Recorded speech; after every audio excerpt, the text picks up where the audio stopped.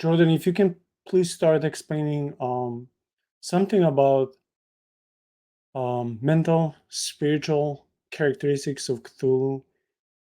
When you compare this fictional deity with the deities of either in the works of fiction or in the works of ancient nearest mythologists, how was this deity different? You said it.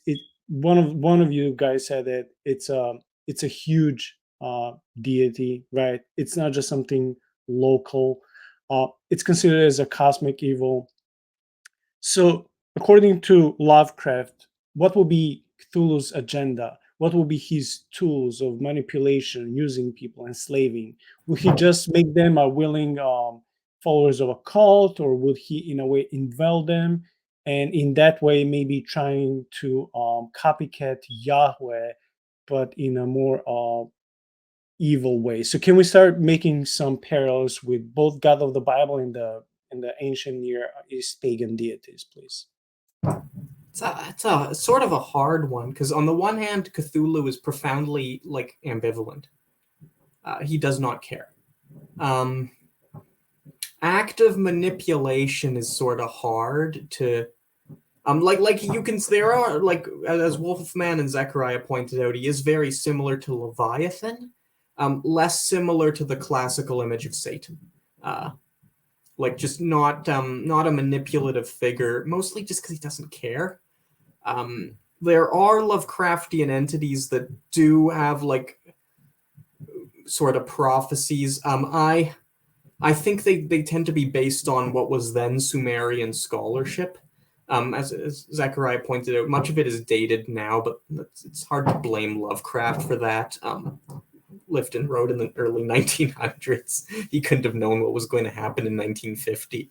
Cthulhu himself, there's definitely parallels between Cthulhu and the Leviathan, but less so between him and, say, Satan, mostly because he's such a cosmic figure. Like, he comes from outside of reality, basically, and he wanders in.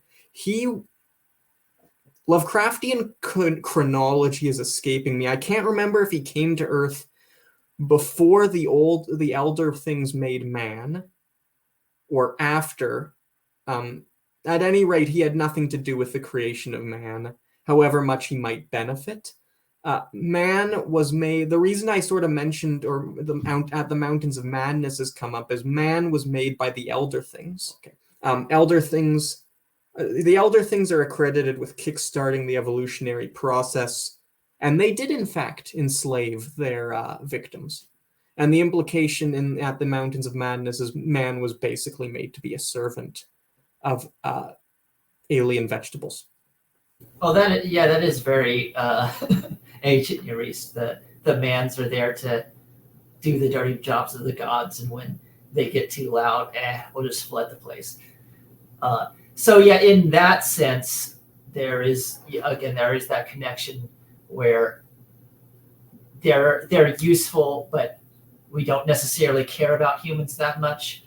But definitely some like Cthulhu. At the most, it would be, look at those funny ants, versus, they're annoying, I'm gonna stomp on them. It's more Cthulhu's there. I don't think he necessarily wants to deceive anyone, and if there's any cults, they just kind of happen due to people who've had experiences that he's not actively like, oh, I want a cult. It's just like someone had a horrific vision and started a religion on that. So I'm curious, why is it portrayed as a cosmic evil if one of you said that he didn't care, or he was benevolent? Like, how to reconcile the two? It's not that he's benevolent, it's his evilness is precisely in his apathy. Right.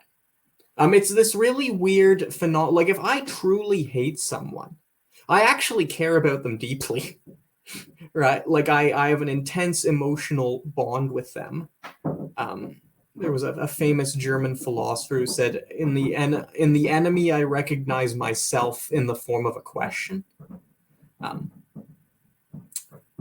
And so, like, it's a little strange. This is sort of getting into ethics and meta ethics and aspects of what it means to be a man, and it's a bit off topic. But like when you say someone's your enemy, you actually have a relationship with them. Like there's the you or I, and then there's the other. And not that having enemies is a good thing, but in a way, it's a positive because this can then develop, right? Because you have a relationship.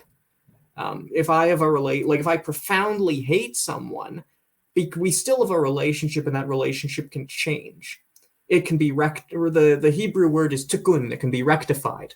I can restore my relationship with that person, and then it's the same relationship. It's just that we go and enemies to lovers. I'm enemies to lovers trope.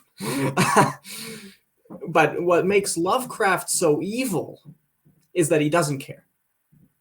The Lovecraftian horror and by extension, even the ones that do care, quote unquote, like they have no emotion. There's no relationship. It's escaping me, but Lovecraft has this exceptionally poignant story where a man wakes up in a clock tower. And he races around trying to find something, and he eventually enters this ballroom, and he scares off everyone there, and he's not sure why they're running, and then he sees a mirror, and he screams because in the mirror is this horrible monster. And so, like, the Lovecraftian horror is rooted in, like, we see reality, and we don't recognize ourselves. Does that sort of make sense as to why Cthulhu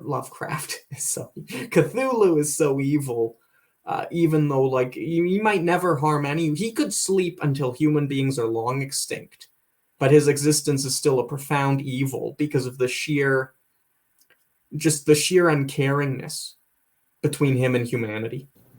Yeah. The way you, Jordan, portrayed Lovecraft and his apathy, man, it sounds like nihilism. It sounds like everything is so meaningless. It's so depressing and gray, and there's no purpose in life. So no, I mean, I'm not surprised that he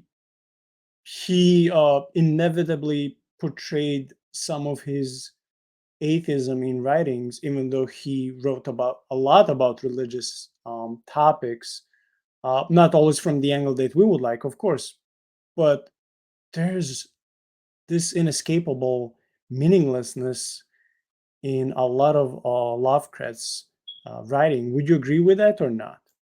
No, yeah, Lovecraft would agree with that.